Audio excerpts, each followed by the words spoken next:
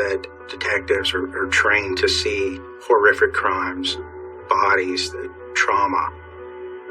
But it does affect you. The images will always stick with me. It was really hard for me. I'd never worked a homicide case. Up over Lake Overholser, this was earlier today, where a body had been found. Prior to this case, someone had died. It's just thinking about a needless loss of life, you know? Nobody deserves it. Take a break.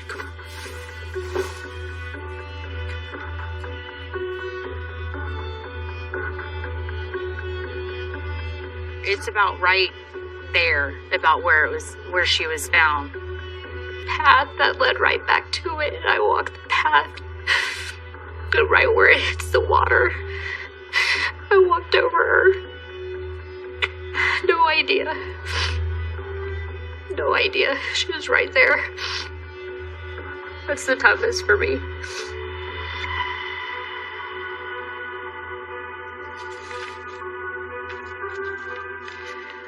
November 10th, 2007. My baby girl, my hero. I lay awake in bed and worry about my daughter's future, and that maybe someone could take that all away from her. I think about how when I saw that first ultrasound that I knew I would give my life for her at any moment. The world is violent and cruel, but maybe children are God's way of saying that life should go on. Maybe someday my daughter will be. And you know what? Maybe isn't yes, and maybe isn't no, but sometimes maybe makes me smile and helps me sleep better at night.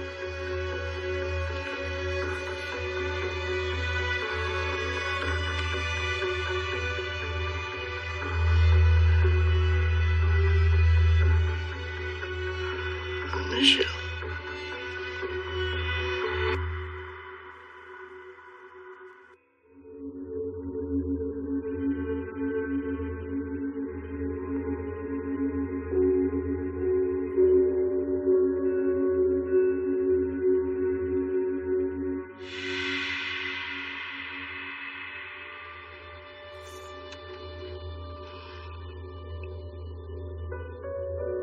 Lauren, she was something.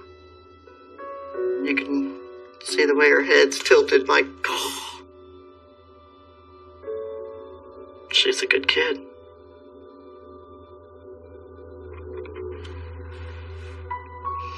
I'm sorry we weren't there for you.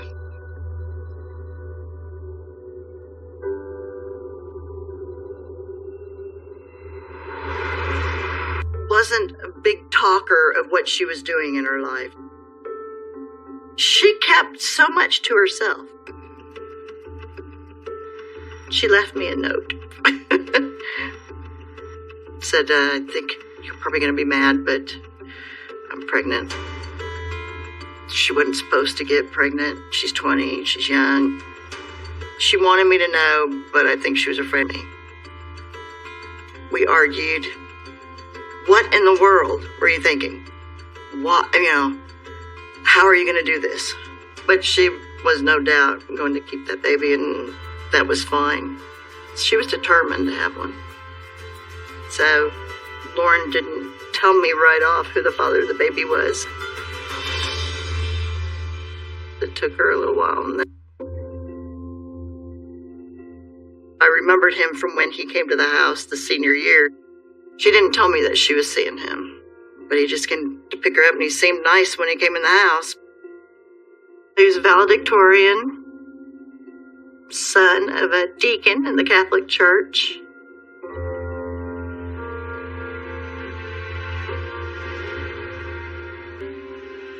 She didn't seem that worried. She just knew that she was going to do it herself.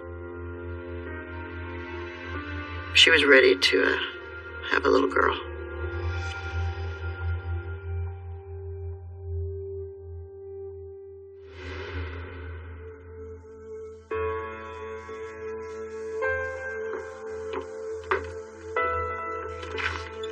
Hey, honey. Her hat with the pom-pom on it. Oh, it was hideous, but she loved it. I'm just meeting up with a friend. Had her winter coat on, and she told me she was going to a friend's house to spend the night. I don't want to call her secretive, But she'd say, I'm going out with my friends, but you don't really know who she's going with. I tried to give her space because she never gave us any grief about anything, never got in trouble. That was the last time I saw her.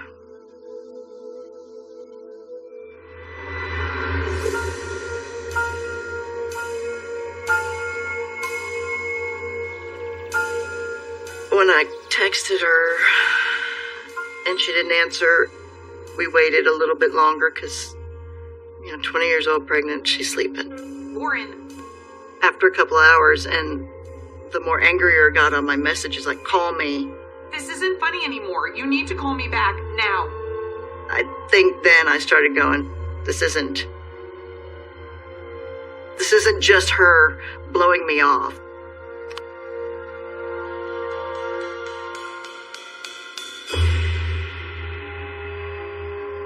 She had they put her on a blood thinner, which was a injection that she would give herself in her abdomen every day.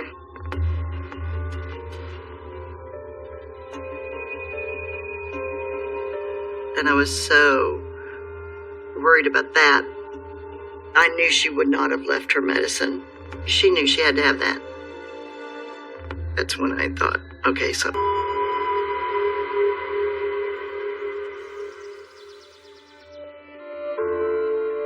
Kathy called me the next day, Saturday, asking if I knew where Lauren was because she didn't come home.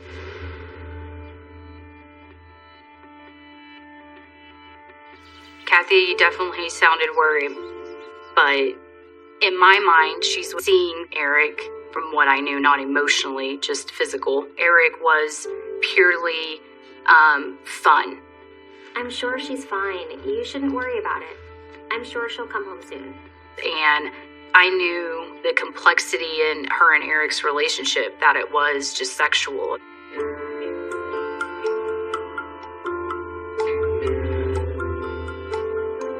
Well, how do I tell her mom that? There was no way. So I was absolutely trying to protect her business. Lauren's gonna come up, her phone will come back on. Like, it will be fine. And, now looking back, that sounds horrible. But I didn't think twice about it. I wasn't thinking probably 48 hours. That's when everything shifted.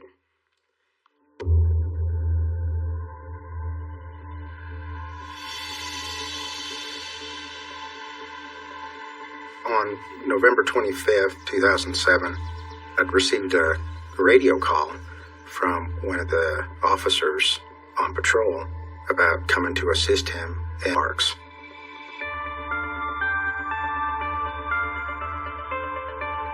Time was of the essence. We do have a young pregnant female.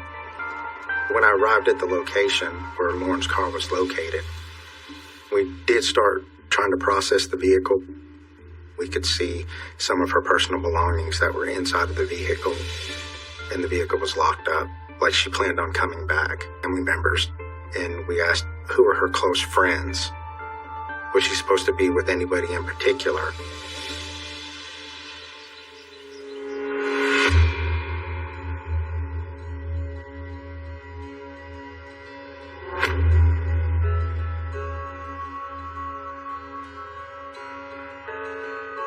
Eric Pham's a student at Southern Nazarene University, which is within us. And he also worked at a dental office. I started questioning him, and he said that he never met her that night. He denied ever coming to the park. He had been to an ATM, and he had been to the store, and he was at work. We did find some receipts in his vehicle, and we asked him about certain places that he had gone. We ultimately got a picture up. We went to his employer and got his time card. His time card did show that he had clocked in that night when Lauren went missing. And then it showed, when he had clocked out, which was several hours afterwards.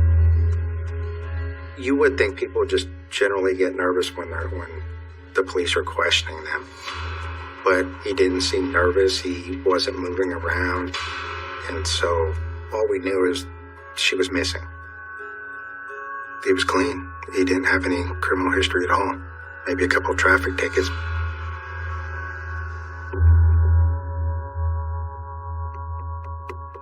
Tonight's search efforts for Lauren Barnes are intensifying. In any type of case like this, a missing person case, the longer things go, we didn't know if she was endangered or she was going to have any type of medical condition from the pregnancy.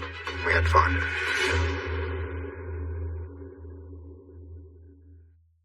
Tonight's search efforts for Lauren Barnes are intensifying. At that point, it was on the news. This isn't a joke. It was 100% serious at that point.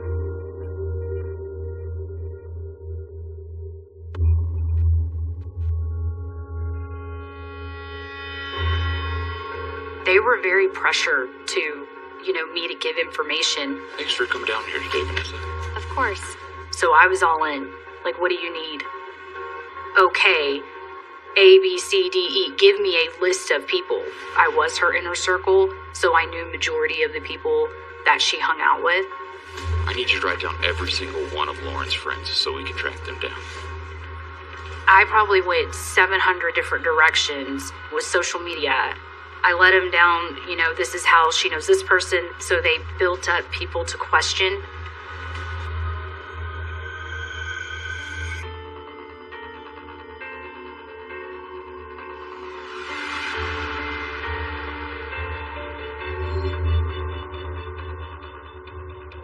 We always tried to talk to the last known person that any missing person talked to. Maybe this would have been the last person that she would have saw. Our sleeves rolled up and we went into overdrive. We went to Newcastle, Oklahoma and located Matt. He knew Lauren. He knew Lauren was pregnant.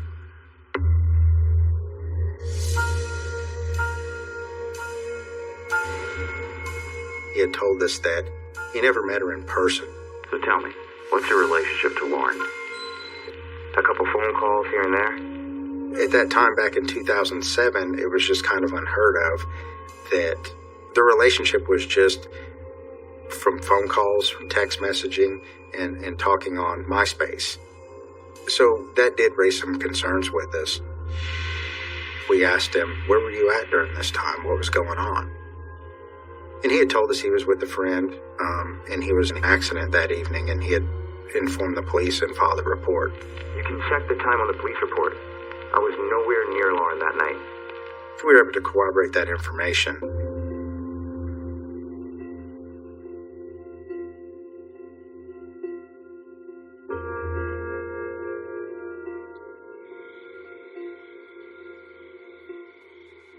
After 4 days of her, kept thinking, okay, the phone's going to ring. You always think, okay, phone's going to ring, and she's going to go, joke's on me.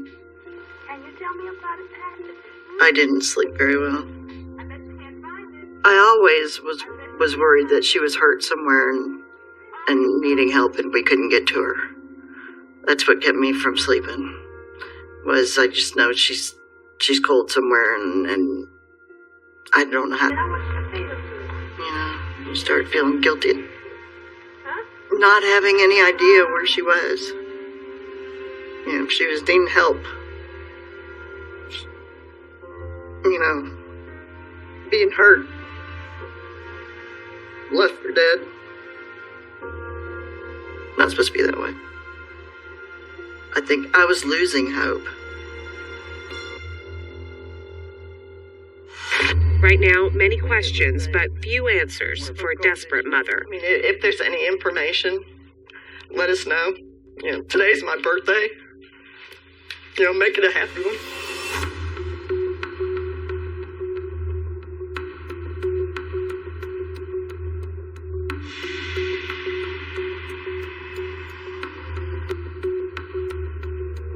You walk with everybody else and you move leaves and you're looking for anything.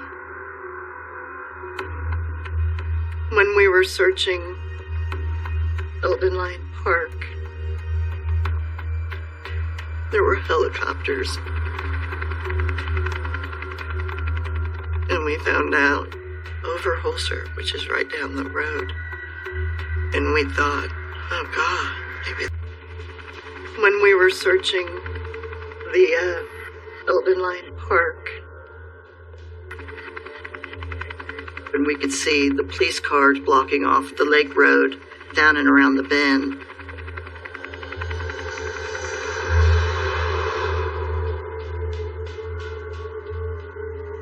Up over Holzer, this was earlier today, where a body had been found. Investigators tell us the woman appears to have died from a gunshot wound to the head. We heard, I was just frantic on, just tell me if that's my daughter or not.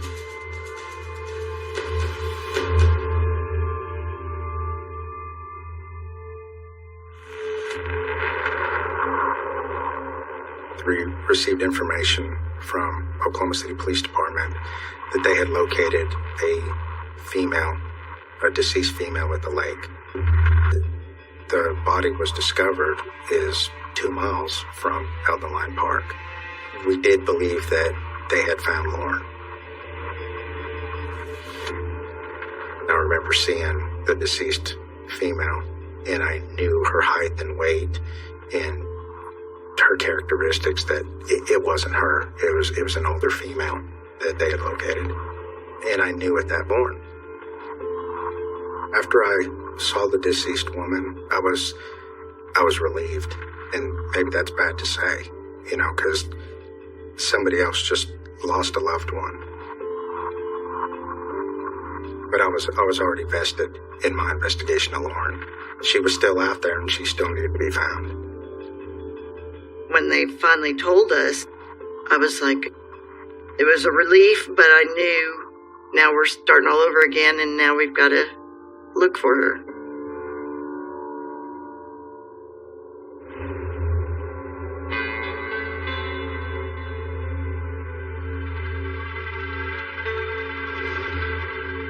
So you go back into hope and go through all those emotions again.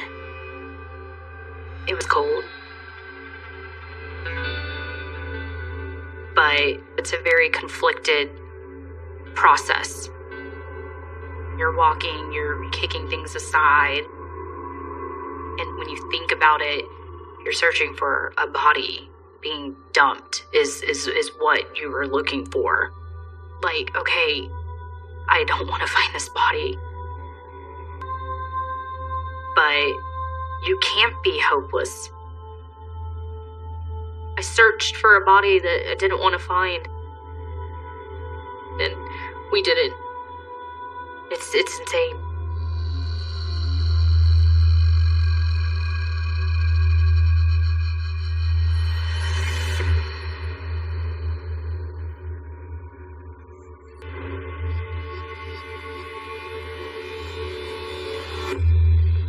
We went to his employer, and one of the big things that we did learn is that there were no cameras where he worked. So he could take his time card, punch it, put it back in its slot, and then just walk out.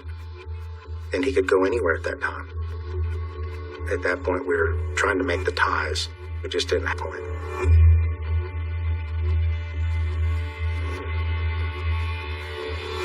We had spoken with some of Lauren's other friends who gave us information that Lauren had basically confronted Eric's fiancée about her being pregnant and 5 months pregnant, and that Eric was the baby.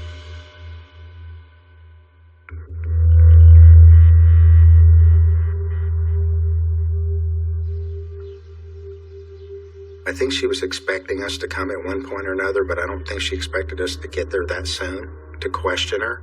And where were you the night of November 23rd? We were just asking general questions for the most part.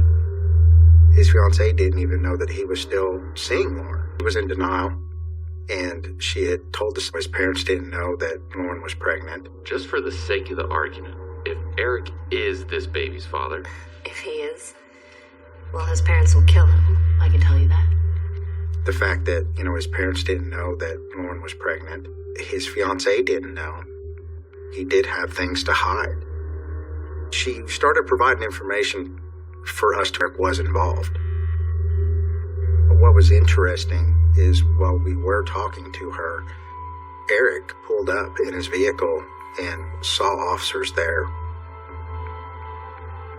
He just left.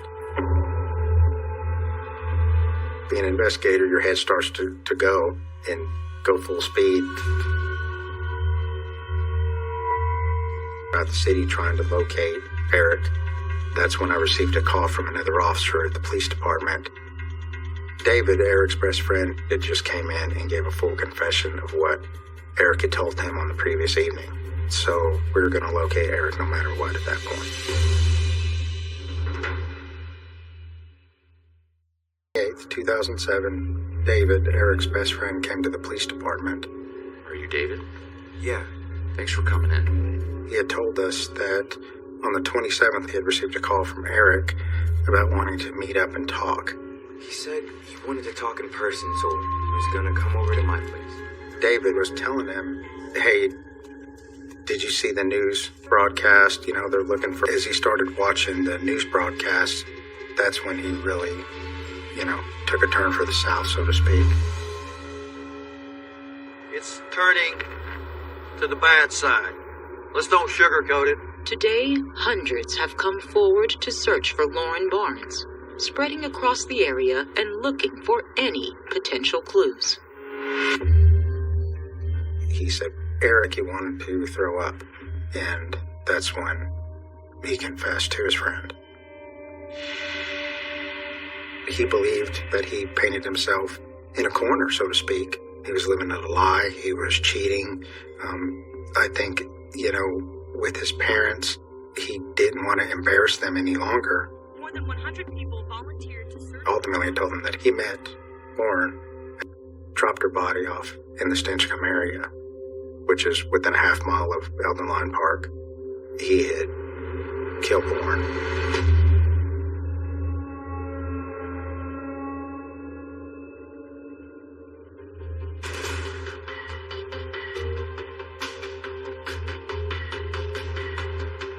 I received a phone call from another officer, gave him a location where Eric may be.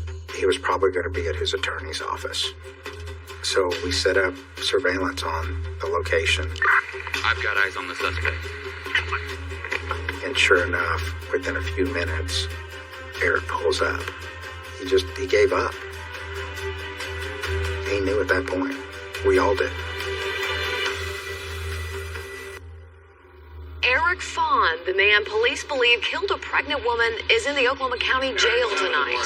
Police say he was docile and quiet. They were hoping he would talk.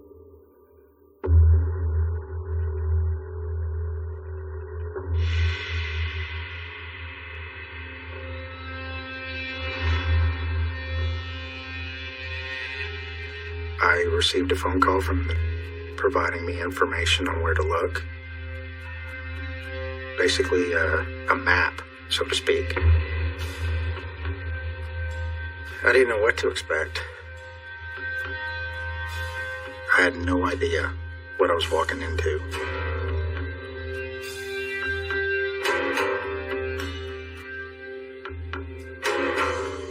It's cold outside. When we got to the location, you could see that the ground had been disturbed. It had sticks and tree branches on top of it.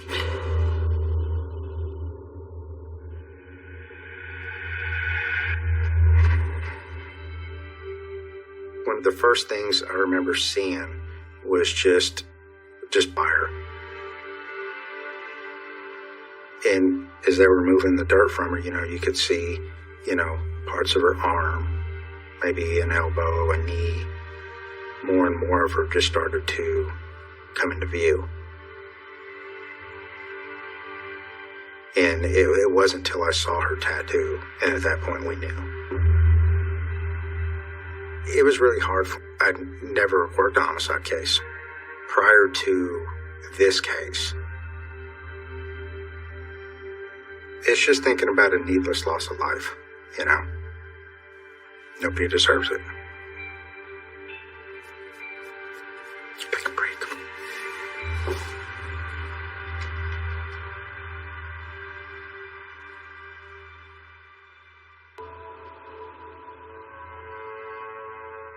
I was prepared when they came to tell us that she was dead. I had psyched myself up for that. I didn't cry when everyone was at the house, but I cried when they left. I was inside warm, and she was buried in a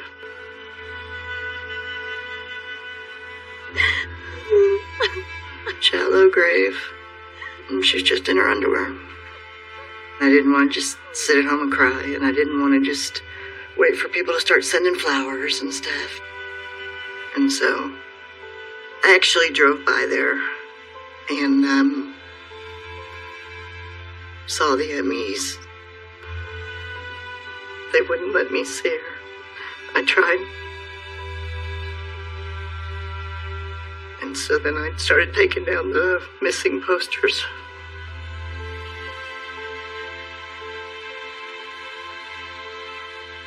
Then I turned to anger. I went from my denial to my anger real quick, you know, the stages of grief. And so then I just wanted...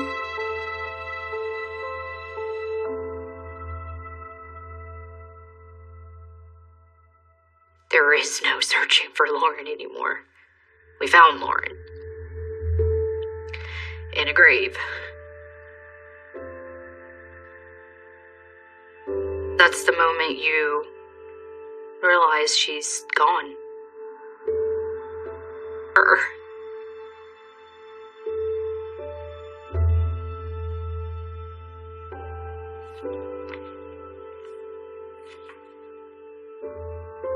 And this is where she was found. By looking at it very staged. Like, how do you miss that? That picture? Just that whole scene.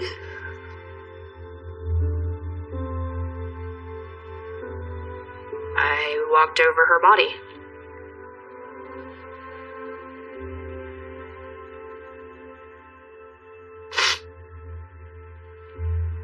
There is a path that led right back to it. I walked over her. No idea. She was right there. He took a good person who didn't deserve to be thrown in a hole. Someone who would have been a really good mother.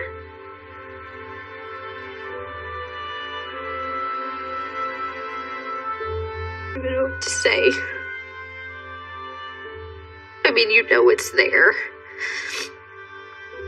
You know that's what you're gonna see, you know? But you don't prepare for it. That's the toughest for me.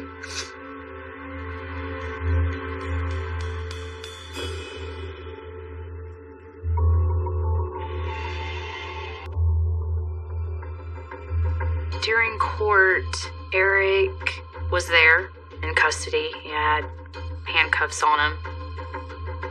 In my mind, I went in thinking I'm going to hear they got into an altercation, a fight. This is a passion-heated type crime. But I find out that that is not at all. Eric was someone that we all respected. I mean, at school, he was the president of the student body. It's such a mind-blowing emotion to this day.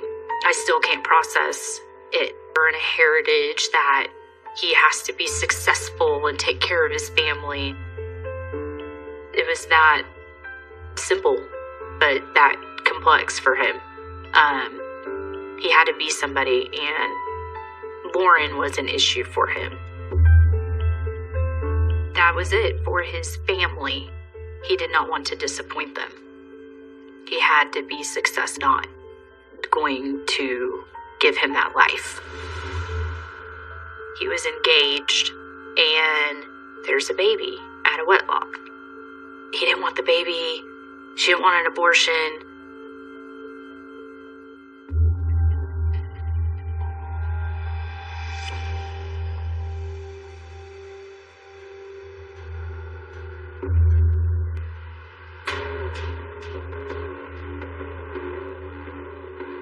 He had said that they met up to talk and that he basically turned her around. And she's like, Eric, don't. I'll get an abortion. He choked her and then took her body and drug her down the path to the hole he dug and threw dirt over her while she was breathing. Just like that. And there was no acknowledgement. I don't think he cared. He wanted to take care of it by taking care of it. I got physically sick. I had to leave the courtroom.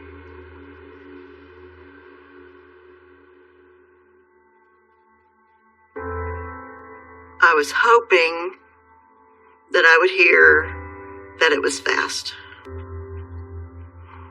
You don't want your child to suffer. And she did. That's like the slowest method of death. Just to strangle someone.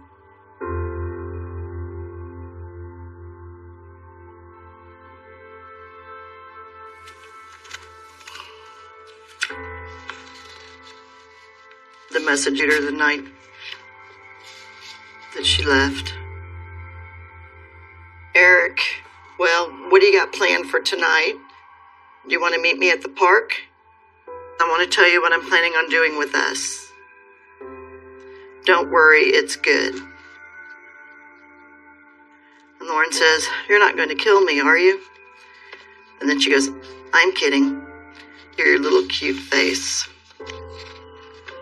And Lauren says, oh, God, you are going to kill me. When I first read this, I went, oh, my God. He dug the grave the day before. He had it planned. I mean, you know that now, but, you know.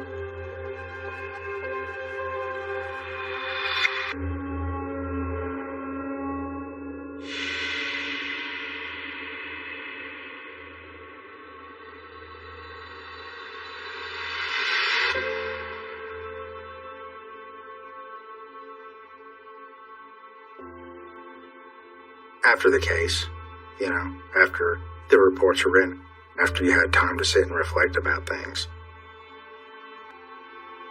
Maybe she knew in the back of her head that something may happen, but I think she was trying to maybe reconcile with him and be a part of the baby's life, have him, be the father. You feel the heartache, and she was excited to be a mom.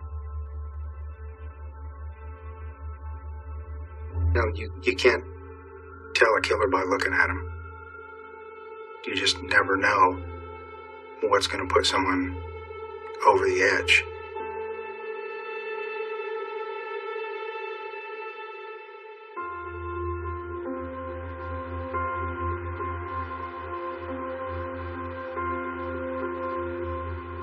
So this is Stitchcombe over here. It's about right there, about where she was found. You can kind of see the reflection of the water right there. That's where Lauren's body was. I kayak back here with my husband and kids, and I'm telling my kids the awful thing that happened, just that Bobby's friend was kids, and let them know, this is my friend, and this is what happened, and becoming a mother and having a daughter, I couldn't even imagine.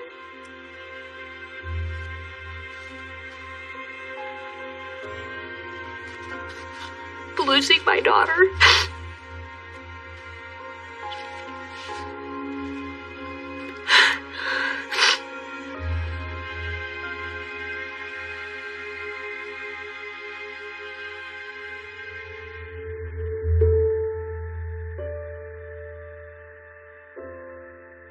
Lauren's murder took everything away from us. From from me, from the family. Took part of my heart. God. Took my happiness. Took my trust in the fellow human and tore it all to hell. Messed with me pretty good. I won't forget, won't forgive. Well, I'll probably still be angry until I...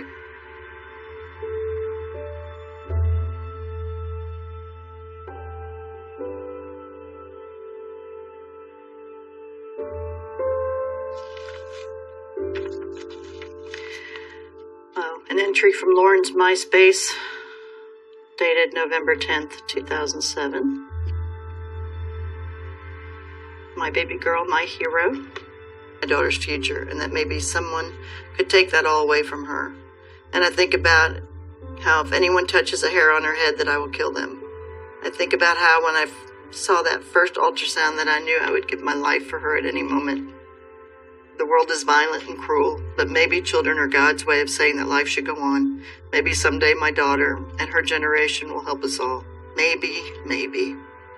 And you know, he isn't no. But sometimes maybe makes me smile and helps me sleep better at night.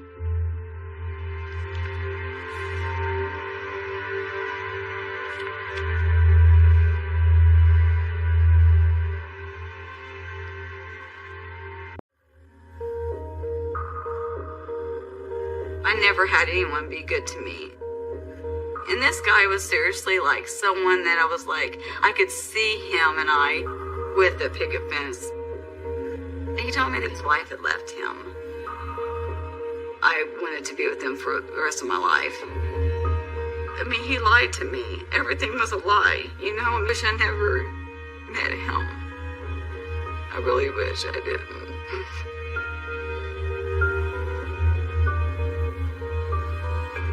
There was a blood curdling scream like you've never heard before. When I walked in, my mom was holding my baby, and she was crying hysterically. My baby is gone. And that's something I'll never forget.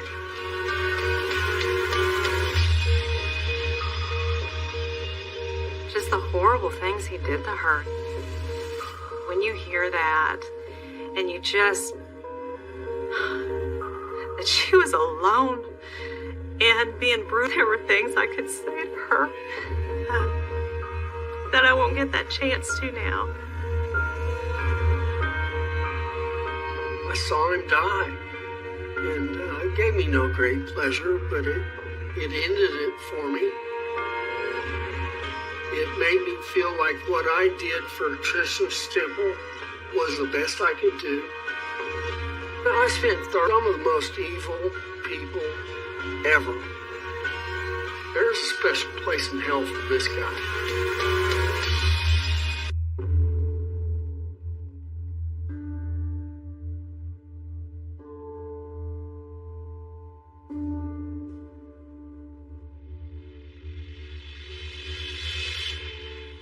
I would ask that you wait a little. Please don't give up on me till ... And remember, I love you and will be with you again. Please send me pictures. Let me dream about you.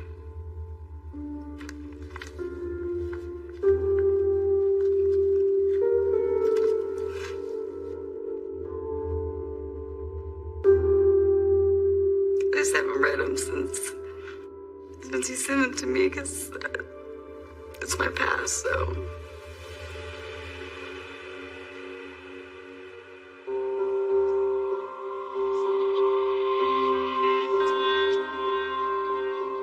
In the beginning, I met him through drive-thru when I worked at a fast food restaurant. Every time he came in, I was always like right there to help him. Hi. Hey. And then I'd get all excited. I looked at him and said, you know, he had his stuff together. He was older, and he just had a lot of potential. He had a lot of things that I was looking for. You look good in the uniform. I wanted somebody that was crazy, you know, through high school relationships to anything like that.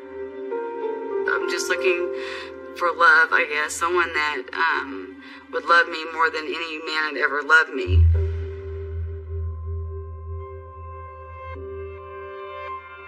I never had anyone be good to me. And this guy was seriously like someone that I was like, I could see him and I with a picket fence. And of course kids, because I definitely wanted, you know, to have a child with him, just to live a normal life. Being young, I guess, I was just thinking that we were going to get married or something like that, you know.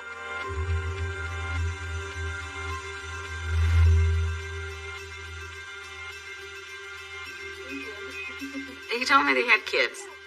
He had said that, you know, his wife had left him. Leaving, what kind of wife does that? It's messed up that she left her kids with Sean, and Sean was having to care for them. And so I was like, you know, I could be better than that. The I love you came quickly, and then after that, it was like I was in love with him. I wanted to be with him for the rest of my life.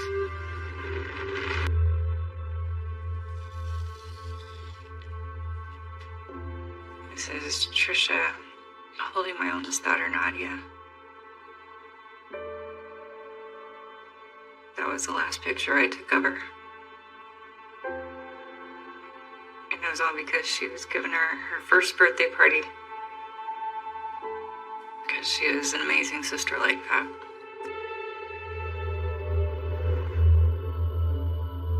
So there's 4 of us girls, and Trisha was the second oldest.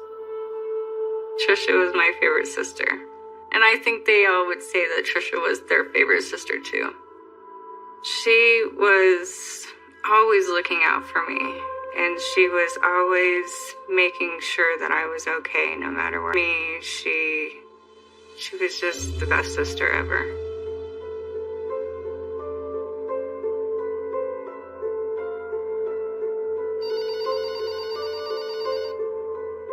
My mom had gotten a phone call that Trisha had gone missing, and that we should be praying that she would be returned safely.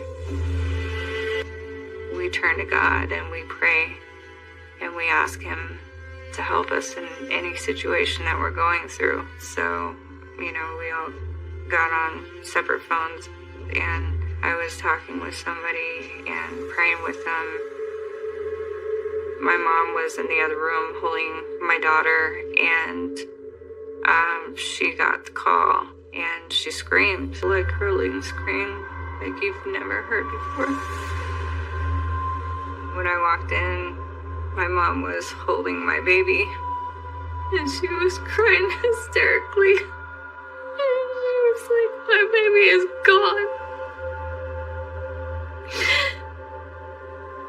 My baby is gone. And that's something I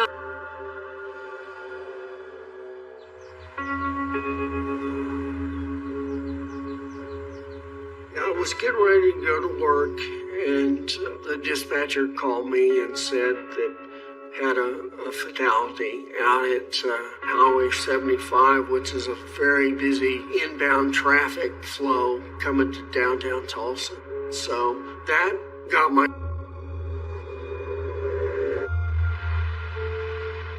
I didn't know what happened to Trisha Stemple. I mean, she's laying on the side of the road. Maybe a truck hit her. Maybe it was a drunk driver. Well, initially, the uniformed officers were directed to her car, sitting on the side of the road. Had a flat, I believe. So that opens up possibilities there. Maybe this was an auto pedestrian wreck or something of that nature. So we just had to cover all the bases.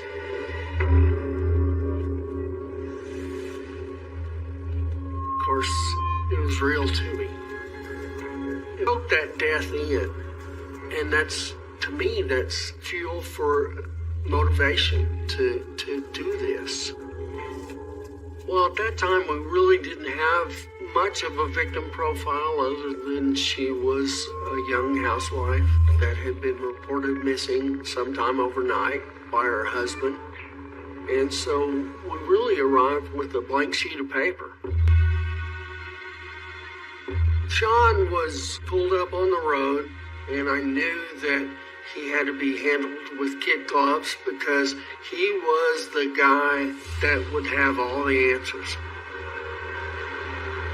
Sean laid out a very simple story that she had gone out to go to the pharmacy to get some medicine, wasn't feeling well. It was 2 or 3 and her missing. Yeah, after he filed a missing persons report, then he goes back out and found her car. By this time of my career, I've been to scores of homicide scenes. And this was the appropriate time for him to break down and fall to the ground. You know, that was something that he lacked. He appeared concerned, but he lacked the emotion that I was expecting from him. So that kind of raised my tentacles.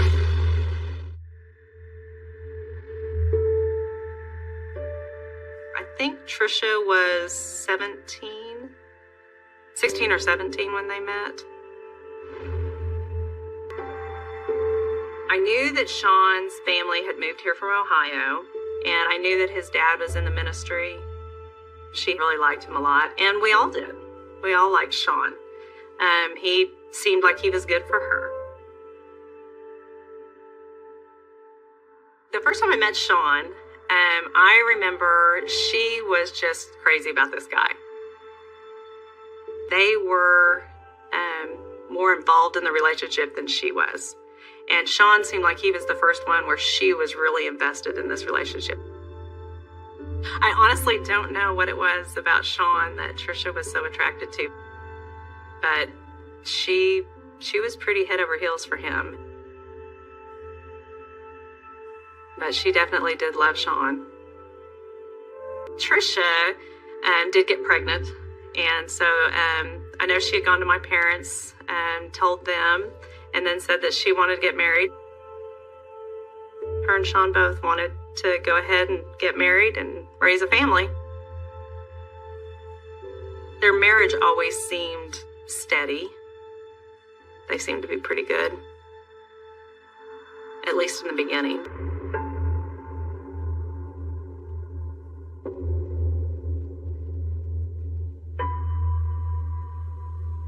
So the medical examiner was able to tell us that, hey, this wasn't a drunk driver that veered off the road and hit this woman, because she didn't have injuries that are consistent with a traffic accident. Usually bumper strikes somebody on their lower extremities, and she didn't have that. She had been beaten,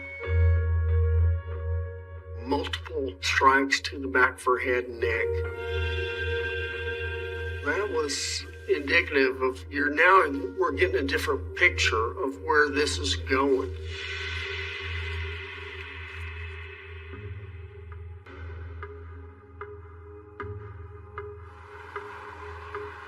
We expanded the crime scene search to find out what pieces of evidence might be relevant.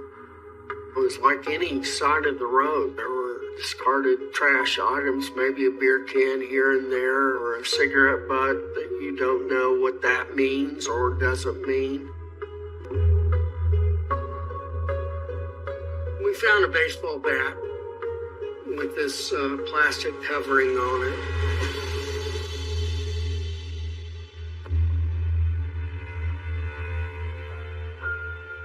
You know, years ago, I investigated a murder of a young guy at a convenience store in Tulsa, and I actually heard the baseball bat, and that stuck with me about Trisha, because the minute I heard that she had so many strikes with the baseball bat, it just stayed with me all these years. because I know what it sounds like to be killed by a baseball bat. I know that because I heard it before.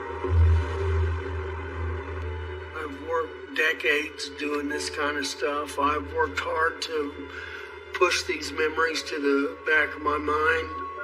The last couple of days that I've been rereading a lot of this case, and it's bothered me.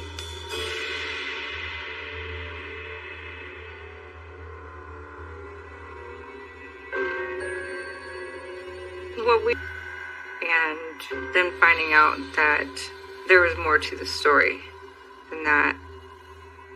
I heard a lot. We had no idea who did this.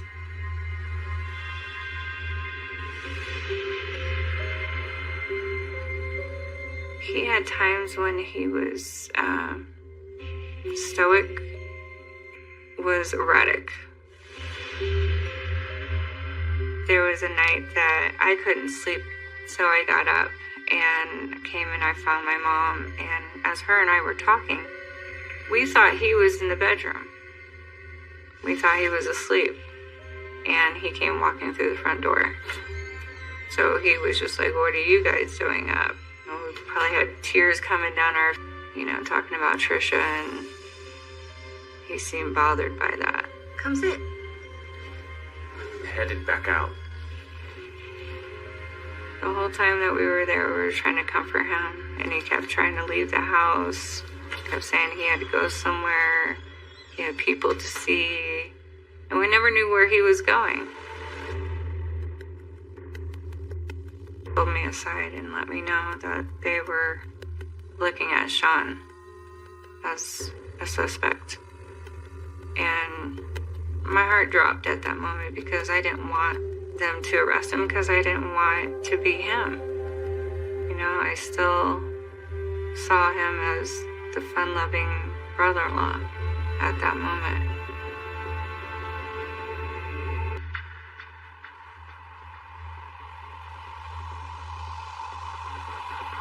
As time went on, I started having more and more feelings for him because I felt like he needed me. He needed a good wife.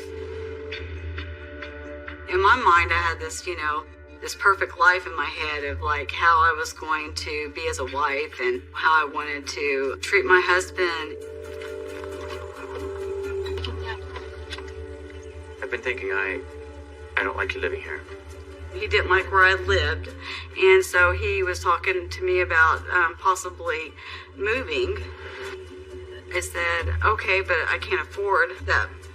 So he was like, okay, how about this? I'll give you $1,000, and you can spend it whichever way you want. Really? And then it was pretty much him and I.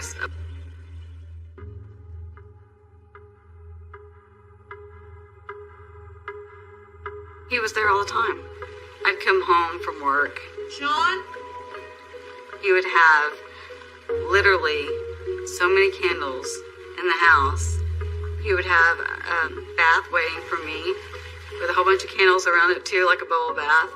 And he would just a good guy. I mean, that's what I saw.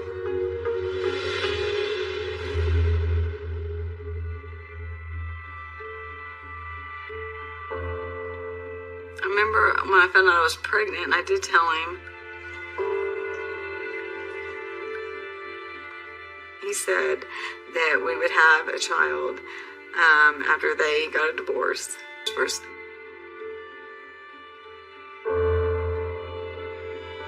So I had to have an abortion because of that.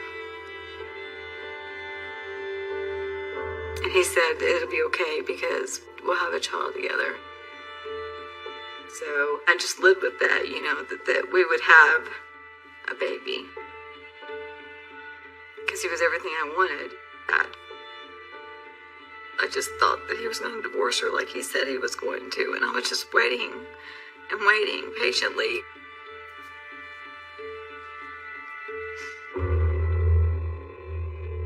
I wish I never met him. I really wish I didn't.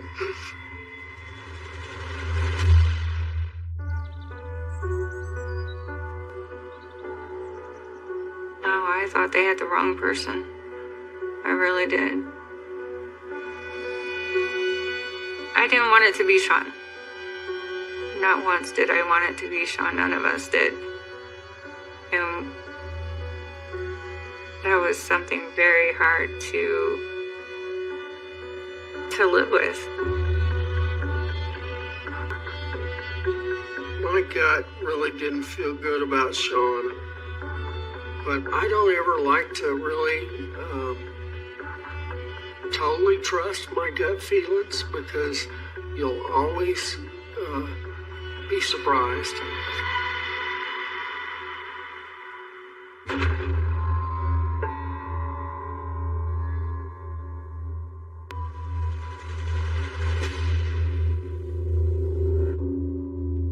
Terry Hunt was just a little low-life street thug. I don't know if that was just us having a different picture in our mind as to who might have done this. Terry was just a little dumb teenage guy, but we underestimated what he had his own brand of evil himself. He wasn't talkative. We just waited for his version of the truth. It was a little bit, then a little bit more, then a little bit more. But he eventually did talk about Sean.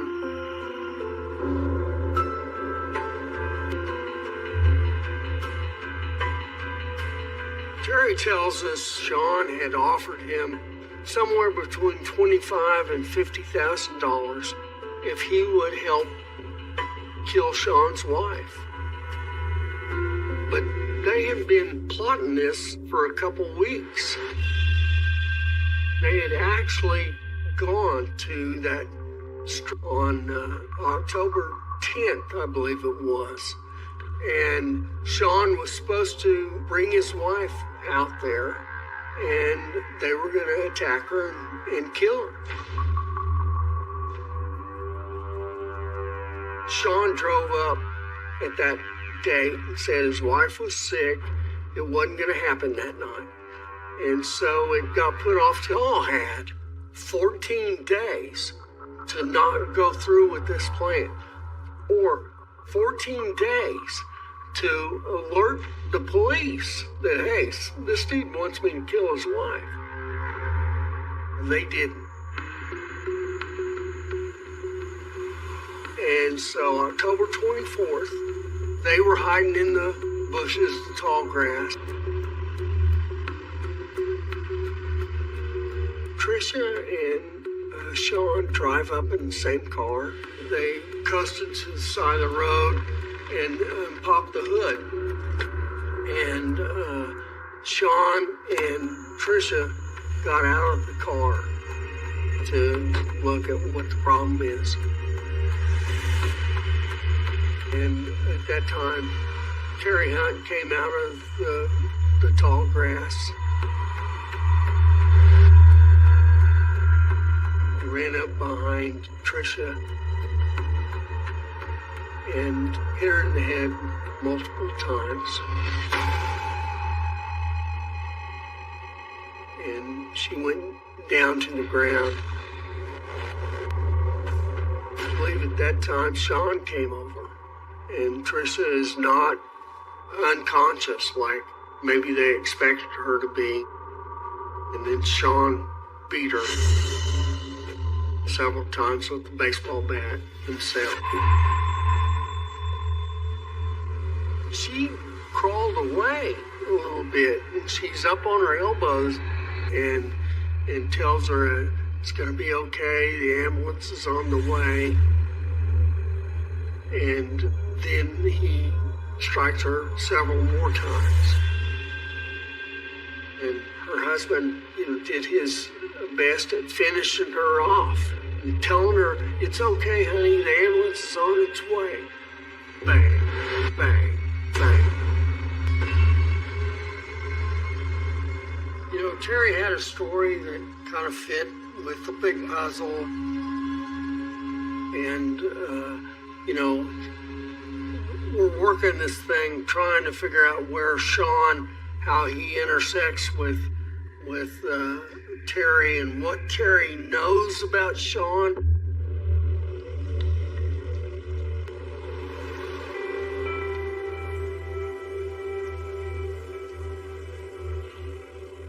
He was a cousin of Danny Wood, a young girl that Sean Stemple was having an affair with.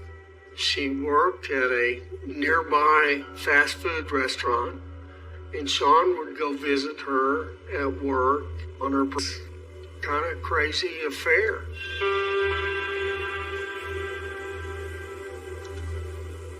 Sean and I were talking about, just getting high. So I was like, well, I knew that my cousin had some and that he was selling, and so that could be a place that we could go to get marijuana. We went over there a number of times to relax time. I had no idea. I mean, he lied to me. Everything was a lie, from probably day one. Honestly. He just manipulated me on a day-to-day basis and I didn't even know it.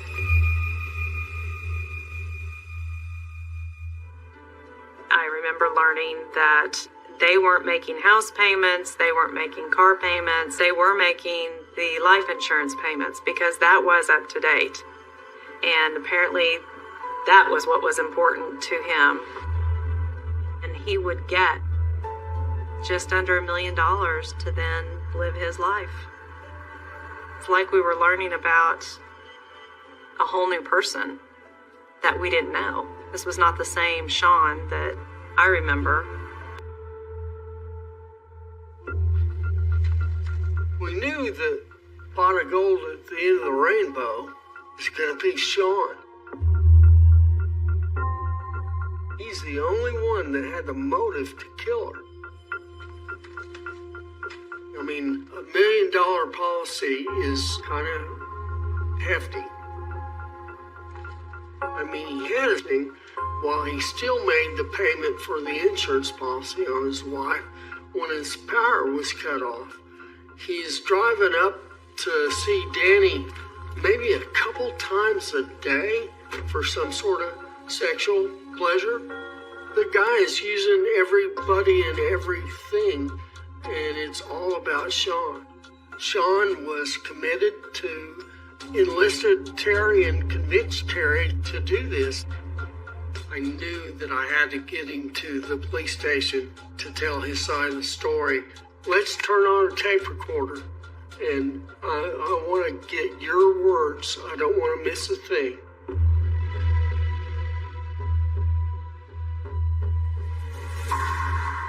So from Sean's standpoint, I'm going on myself.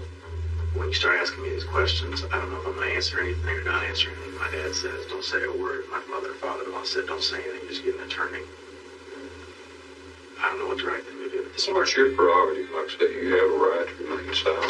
The only thing you say couldn't be used against you in court of law if you're ever charged. Okay. I want to help. I don't want to screw myself and my kids. Does that make sense? His story, he wanted to appear like he was helping, but it was really no help. He didn't want to engage in a conversation. He just wanted to act like he was helping, but he really wasn't. That whole situation, I feel as though I should have an attorney because of how this looks on me. Again, you guys are doing your jobs. Don't care if I'm doing it, care if I'm upset. I respect what you're doing, but I understand that you gotta solve this, and you gotta go hungry. And I know how bad it looks on me. So my fear is that you guys are here on a witch hunt by saying that, but that you're here to prove I did it, not to fund it to make sense. But because we have a large insurance policy, and because I was having an affair, motive, whatever. So what do I do? There we go. He made a comment early on that he didn't want to screw himself. And so, you know what? That made us think, who is this guy thinking the most about? Himself. He is sorry that his wife is dead. I have sat in the room with guys that have killed their wives. They may not be sorry their wife's dead, but they are sorry that their life is going to change too. Sean didn't show any of that. He had no remorse.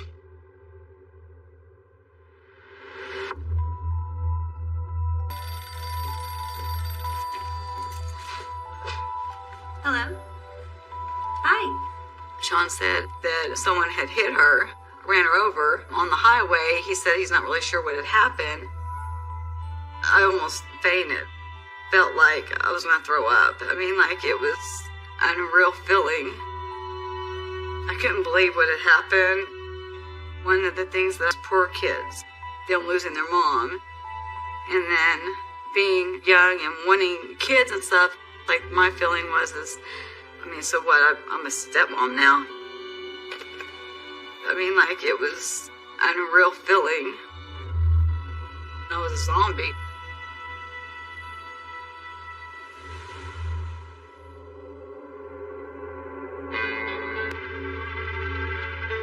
I was very scared in the room by myself.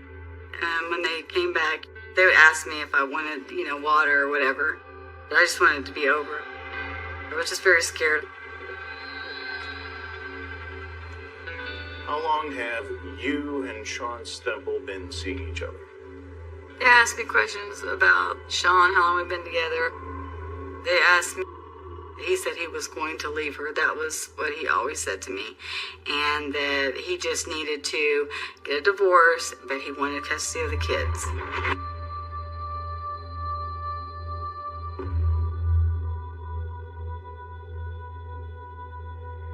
He lied to me, and he told me things that, trying to manipulate me to be with him.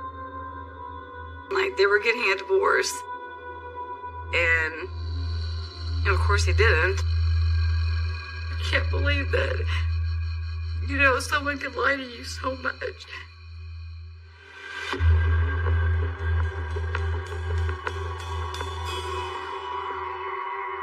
They did ask me, did you ever say that you would kill her? And I said, or run her over. It was just something like, I'm going to get a divorce from her, but I'm trying to get the kids. I was just like, well, I'll just kill her or something to that effect. Not that I would, literally kill her. And then he was like, it was nothing. Because I didn't think anything of it at that point. People say it all the time. God, I want to kill that person. Well, I correct them. I was like, don't ever say that, because you don't know if somebody died today, that you're not going to be in the same situation I was in. Innocent people go to prison all the time. And I didn't want to be that innocent person.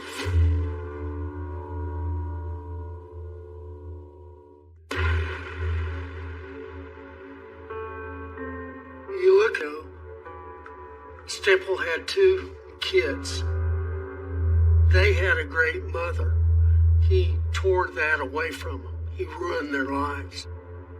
He tore Trisha away from her sisters and her family. You hear that, and you want to go home and hug your kids and tell them how much they mean to you. To come to grips with it. I always felt like that Danny might be a little bit more than just somebody that was manipulated and taken advantage of.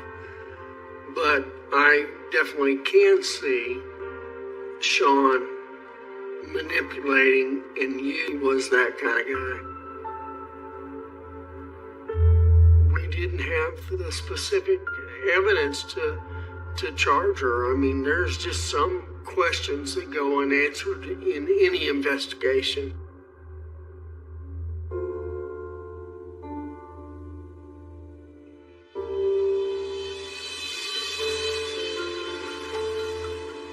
Because that's where you found out just the horrible things he did to her, and continuous. And, hitting her on the head and telling her, the police are coming, I've called the police. When you hear that, and you just, that she was alone, oh, I so wish you could have been there to have stopped it. I think for me, you almost go to another place. You almost go numb when you start hearing these things because it's so hard to hear. And you don't want to think about, you just try to not go there. Because you don't want to think about what that must have been to have been by herself and gone through this. Physically, it just makes you sick. It just does. It just makes you sick.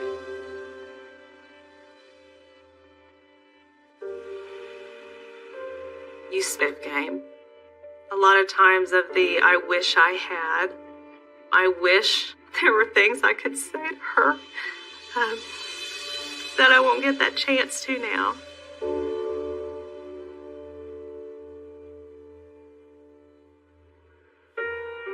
During the trial, there were some police officers that said, "Can we do anything for you?" And I said, "Yeah, give me an option. I want to say something to him." They said, "You can't touch him." And I said, "Okay."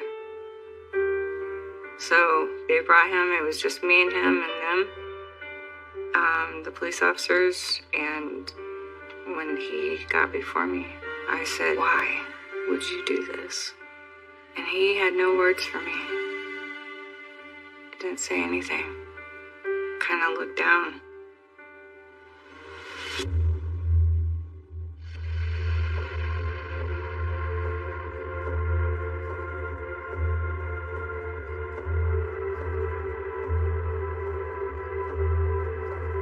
I remember when he was given the death penalty, there was a lot of confliction. Am I going to go? Decide to attend, and I did that not out of a morbid sense or anything, but just that I wanted Trisha to be remembered. So many times at executions, it's all focused on the one getting executed, and the victim tends to get forgotten and left out, and so they tend to focus on him. And she was dearly loved. And she was dearly missed. It's not something I would ever want to go through again.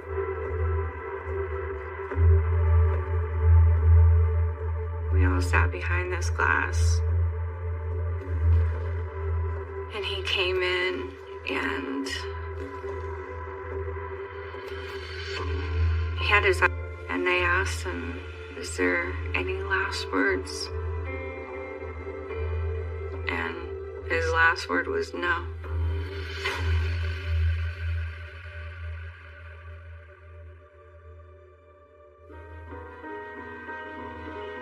I have my good days and my bad days. I have moments where it's hard to get out of bed. And it's still not easy, and it's something that I still live with every day.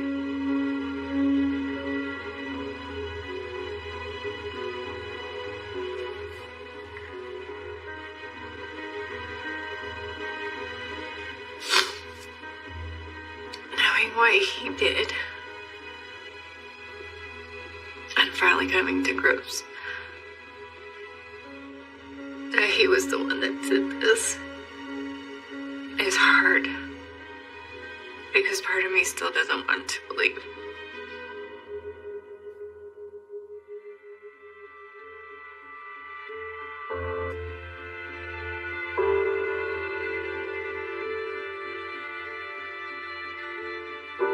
I went to see my cousin, Terry, in prison, and I couldn't stop crying, of course, but I said I need to close this chapter of my life, and I need to know what happened. He told me what happened to the baseball bat. And then he said But Danny, I couldn't do it no more. He was like hitting her was so hard, and he said I couldn't do it. He said that just the feeling of that hitting her in the head, that he stopped. And he said, Sean, do it. You have to do it, because if you don't do it, then I'm going to kill Danny. And so he did it.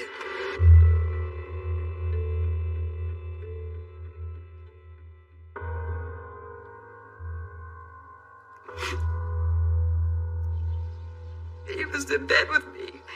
He touched me. He loved me. And how can you kill somebody and then be so kind too, So I never understood. Those questions always went through my head like, that could have been me. Everything was destroyed. And I really felt like that was my soulmate. And I felt like I never could find anyone else.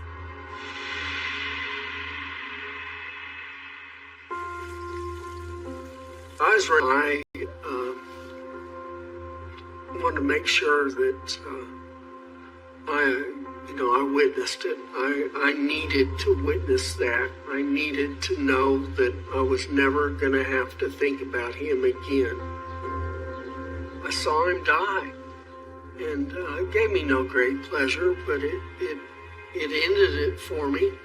It made me feel like it was the best I could do, and I'm not ashamed. I spent 30 years sitting across from some of the most evil people ever. And they're just as evil in Tulsa, Oklahoma as they are in New York City or wherever. When you hit that level of evil, and I have been in their airspace. The projectionist arrived in town on a Tuesday that smelled like old rain and frying oil. It came at dawn on a low flatbed truck, anachronistic, black-painted, and humming with a small engine that sounded like a throat clearing. No one in the market could remember seeing anything like it before. A compacted caravan of black wood and brass, with shutters like eyelids and a tall chimney that smoked faintly, as if whatever it held had been breathing all along. They parked it where the old Wolfson lot used to be, the one with the cracked asphalt and the graffiti roses, and a boy from the bakery, who always had flour on his forearm, saw a man step out. He was thin as a slat, with a coat that hung too long and a cap low over his brow. His eyes were pale like isinglass. Behind him, through the window of the caravan, someone had strung a strip of film like bunting. He called himself the projectionist. He rolled out a small wooden board and nailed an invitation to the telephone pole. The letters hand-cut from newspaper and pasted on with a glistening glue. Come see what you remember, it promised. Come see what you could have been. Curiosity in small towns is a currency as heavy as gold.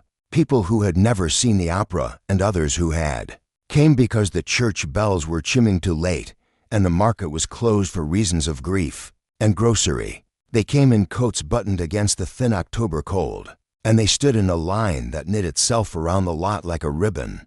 Mara came because she had nothing better to do.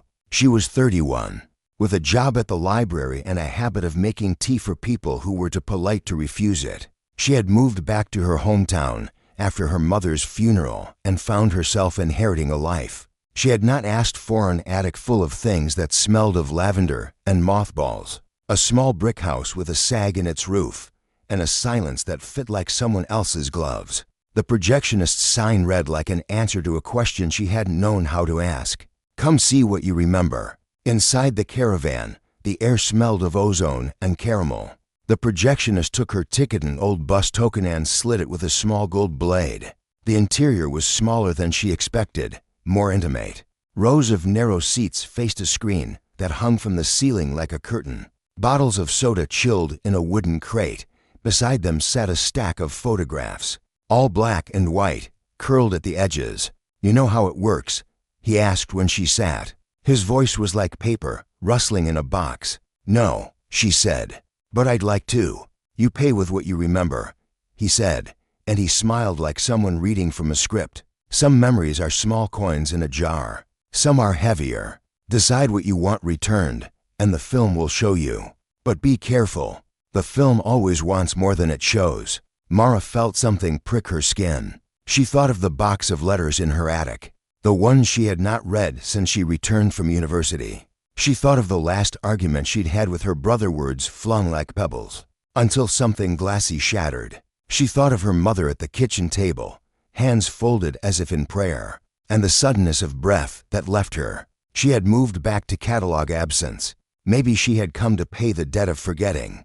The lights dimmed. A projector attic, and humming like a living beetle rolled into life. Its wheels spun, and the film threaded through like a pulse entering a body. On the screen flickered a photograph of the town, the bakery, the post office, the willow tree near the river. The film smelled faintly of smoke as it warmed. At first the reels showed the town as it had been, an ordinary life stitched together by ordinary days. Then the film leaned inward, as if it had a lens in its heart frames focused on Mara. A little girl chased a dog down a lane. A teenager slammed a car door and left with a promise. A woman, Mara's mother, bent over a sewing machine and hummed a tune that Mara knew without trying. The footage was precise in the way memory is precise, not a literal copy, but a portrait painted by kinship. When the camera caught Mara's face in a window, she felt a warm, quick sorrow hit her chest, recognition as a physical thing. Then the screen shifted. It lingered on a man, her brother, Tomlining against her father's shed, head bowed, a cigarette between his fingers. She had not seen this footage. It seemed to be a scene half remembered, reconstructed. The sound in the caravan was pressed close, someone coughing, a distant radio. Mara watched herself at 20, at 18, that at an age she hadn't reached in the present. The projectionist ran the film like a priest lighting candles. The audience murmured, but the caravan was a cave of hush. People nudged each other when they recognized themselves in frames. Children laughed when their birthdays rolled past. An old man sat with his hand trembling, watching a woman who was no longer in the world feed bread to a little child. The film reached the night of the funeral. She watched herself stand in the back, hand gripping the pew as if it were a cliff face. Her mother's face was pale and exact. The camera held the moment between breaths, and Mara felt nausea rise, hot and metallic. The projectionist's fingers moved slower, as if savoring the form of a sentence. Then the film stuttered. The frames doubled. The sound became a low, savage hum, like bees that had forgotten how to make honey. The screen darkened, then lit up with a view Mara had never seen, a room she recognized only because her mother's. Needlework lay on the table. There was a silhouette in the doorway, no face, only the slit of a coat. The figure stepped into the room, and the light cast its shadow long and wrong across the table. It was then that Mara realized the film showed not just what she remembered, but what the projectionist had collected, the town's private moments, kissing in the dark, weeping over a grave, stealing from a safe, and rendered them as a bouquet of small combustions. The film gathered what people thought they had hidden and made it public, but in a way that felt personal. The caravan was a confessional without a screen of brine. Mara wanted to stand up then, to walk out. She wanted to leave before the reel spilled anything beyond what a living person should know. But the caravan was small, and the air thick. Someone near her sobbed, and she felt cruelty like gravity. She sat. The projectionist fed the projector with his hands, slow and deliberate. He seemed absent, as if the film were a thing that chose him and not the other way around. On the screen, the darkness sharpened into a sequence she did not expect, a backyard she had known well. The washing line with the same faded towel, her father's shed, and standing in its doorway. Not a shadow, but the exact silhouette of the man who had come on the trucksamine holding a camera. The figure's head tilted as if listening, and then it nodded once, decisively, and lifted the camera to its face. Mara's throat closed. The film was showing things no one should have recorded. The projectionist had a way of turning privacy into performance. He made acts that were once private into art and interrogation at once. You profited, someone whispered behind her. It could have been anyone, and that underscored the intimacy of the caravan. To witness memory was to be complicit in theft. The projectionist didn't answer, but the film answered for him. It rewound and sped, stitched and tore, moving through scenes like a seamstress who had grown tired of being exact. He showed her the night she had said goodbye to Tom's argument over the old house keys. The slam of the door, the small cruelty of a last word left like a pebble on the shore. But then the film went further. It showed Tom leaving town at dusk, the road slick with rain, and a second car pulling alongside. A handsomeness of a man, unfamiliar, reached out and helped Tom transfer a small crate from his trunk into the other car. The faces blurred. The footage had the wobble of something filmed from a moving train. The crate was labeled in Mara's mother's handwriting. Her pulse tightened. The caravan seemed to tilt. In the audience, someone swore softly, ears pricked like a forest. The film unspooled more. Men meeting in warehouses, late-night exchanges, a ledger of names scrolling in frames like credits of a film that wanted to name the world. On the screen, her mother's hand traced the ledger's page, the ink a braid of receipts and dates. The implication was direct and quiet, like a hand closing around your wrist. Mara felt her stomach fall into her knees. The film was accusing, but not in a pulpit way. It was simply showing. It presented secrets as if they were ordinary objects, and ordinary objects, when laid out, could become instruments of accusation. She left the caravan that night gagging in the cold like a fish pulled from a river. The street light at the corner made a halo in the fog.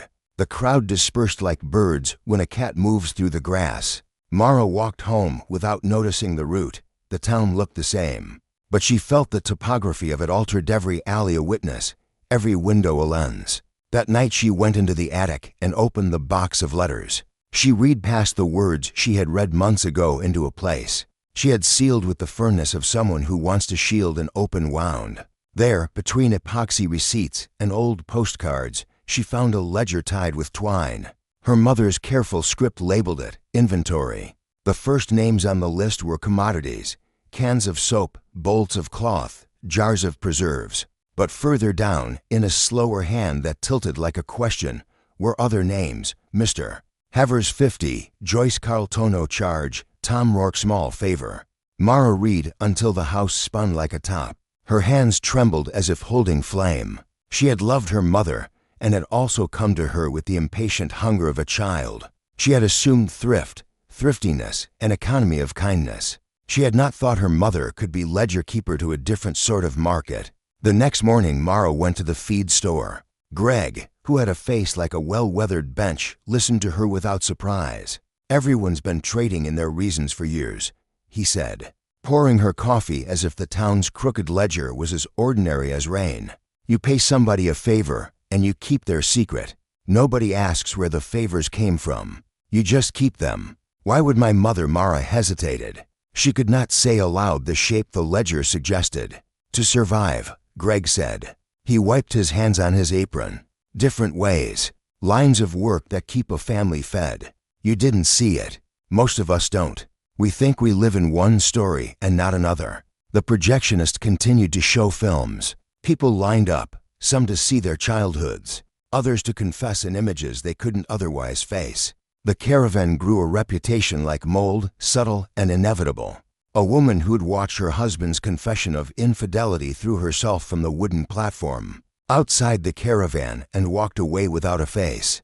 A young man who watched a scene of himself stealing from his boss stopped coming to the factory. Mara found herself drawn back, against her better judgment, to the caravan on a rainy Thursday. She sat in the same seat. The projectionist smiled like a man greeting a coin that had returned to his palm. You came back, he said. You showed my mother, she said, unable to keep the accusation from her voice. I show what is given. He threaded the next reel with a hand that trembled but did not falter. Sometimes people bring me their own recordings. Sometimes I find them where the world misplaces them. What do you do with what you take? He paused. The hum of the projector was a small animal in the room. I make them legible, he said.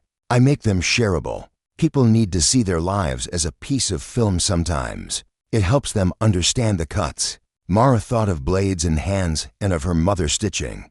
She thought of the ledger and the crates. The caravan felt like a tribunal that did not call witnesses, but instead exposed evidence like fruit on a table. What do you want from me? She asked finally, because the question had turned the corner in her chest and could not be kept in any longer. Names, he said simply, and a memory, one for the film. one you will not mind seeing again. She found herself answering before she could stop herself. What if I don't want to give names? The projectionist's smile thinned. Then you will keep them, or they will keep you. The night's film began with Mara as a child against many knees. The sound of a train passing and unrolled into a sequence she had never imagined. A series of late-night meetings by the river, the exchange of packages, the turning of hands like salaries. Faces were clearer now. One of the men who received a crate in the film was not a stranger, but the familiar jawline of the town's mayor. Another face belonged to a woman who ran the dry cleaners. The ledger's list scrolled like a ticker, names and sums, favors and dates. The film showed how favors looped into debts and debts looped into secrecy, and how small towns maintain themselves on an economy of hidden accounts. Mara watched herself haggard and angry, confronting her brother, finger pointed like a question. What did she do? She yelled in the film. The room in the reel answered with the coolness of a machine. Tom said nothing, only looked away, and Mara watched the weight of his silence and like a hand on her shoulder. When the film stopped, the projectionist closed the projector with a sigh as if tucking in a child. The caravan's light came up slowly. People emerged in twos and threes, some relieved, some raw. Mara sat frozen. She had paid with the memory of a backyard meeting and the ledger's rusted list. But payment there had been no balance. The projectionist had shown her the world as a system and not an anthology of saints. In his films, everyone was both sinner and accountant. She left the caravan with a ledger in her mind and a nausea that did not leave. The town continued its life, indifferent as a river. People went to work, closed shop, kissed in secret. But now Mara felt each movement as if it had an accounting tick. She watched men she used to think ordinary fold their hands like those who keep dangerous books. Then, one night a week later, Mara received an envelope thrust under her door. The paper was cheap and mottled. Inside was a single photograph smudged at the edge and a note in her mother's angular hand. You were always meant to see. Keep what you must. Beneath the note was another ledger entry. Her mother's script spelled out a name Mara had not expected Tom Rorkian beside the name a sum. But not currency, return. Her hands shook so hard she could not hold the paper flat. The notations threaded like veins. She went back to the caravan, though every rational part of her wanted to bury the photograph in the ground. The projectionist met her at the door, and this time he did not ask for a memory. He offered her something more dangerous, a trade. You can watch and understand what the town kept, he said, or you can become the one who keeps it here, so others won't have to. It is a mercy to hold burdens for others. Mara's head spun in the caravan's low light. The offer shone like a coin in the sun, brilliant and molten, to hold a town's secrets so it might preserve its face of civility. The idea had the shape of heroism, but heroism, she knew now, was often ledgered in silence. Why me? She asked. Because you are willing to see, he said softly. Because you come back. Because you have been given a ledger and you can read it. The proposition unrolled like a map of a place she had just left. To accept would be to inherit her mother's booked inventory, the favors, the balances. To become the town's private accountant of sins and kindnesses. To refuse would be to continue living under their weight, watching them like a person watches a wall for cracks. Mara thought of Tom and his silence. She thought of her mother's knitting hands and ledger entries. She thought of the photograph pushed under her door. The caravan's hum felt like a heartbeat in her ears. She took a breath and nodded once.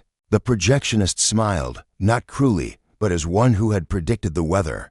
He opened a drawer and took out a small black book, its cover plain, the pages blank as new snow. Write what you take, he said, and write what you give.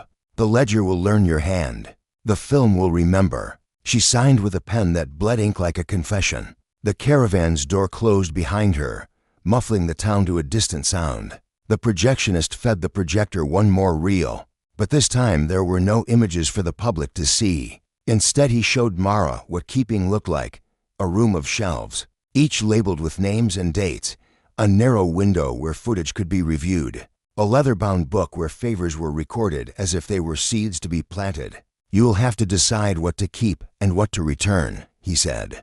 It is heavy work. People expect you to be kind, but kindness is a tax. Sometimes you will be asked to conceal an act of mercy. Sometimes you will be asked to return something that corrodes the soul. You will be lonely. You will be necessary. Mara thought of her mother's hands, and for the first time she understood the ledger not as a ledger, but as a language of survival. She thought of the way small towns traded in quiet complicities to keep themselves standing. She thought of Tom's silence, which suddenly felt like a ledger entry of its own, unpaid, unfinished, a debt that had a shape. She left the caravan with the black book in her handbag. The projectionist packed up the caravan the next morning without fanfare, the truck humming like an engine settling into sleep. He left a card in the slot of his service window. The projectionist. Keep what you must. Years passed like film rolling between steady hands. Mara settled into the role the caravan had offered, and in time it became her life. She learned to read people's faces like pages of a ledger, and to sort favors into columns, labeled kindness and cost. She would receive envelopes slid under doors, photographs, small objects, each one a seed to be catalogued. Sometimes she returned what she could. Sometimes she kept it tucked in drawers, like secret bulbs that might bloom into storms. She learned that mercy could be a burden, and that secrecy could be a protection. And she learned, in a trade she had not asked for, how to keep a town moving without breaking it. But secrets have weight. They rust in the ribs and corrode the joints. The black book grew thicker. Her hands, once quick to tie up strings and mend hems, found themselves knotted. There were nights she woke with her heart an echoing hollow, as if the caravan's projector still turned in the dark, and the reel had a voice that would not hush. One winter a child came to her door with cheeks like apples and a tear in his laugh. He had found an old photograph, a scrap of a moment, and he wanted to know if it could be returned. Mara read the ledger, weighed the cost, and decided to return the photograph carefully. She walked to the child's house and handed it over. The child's face bloomed like a dawn. For a week Mara felt a warmth she had not known since her mother's hands smoothed the hem of a shirt.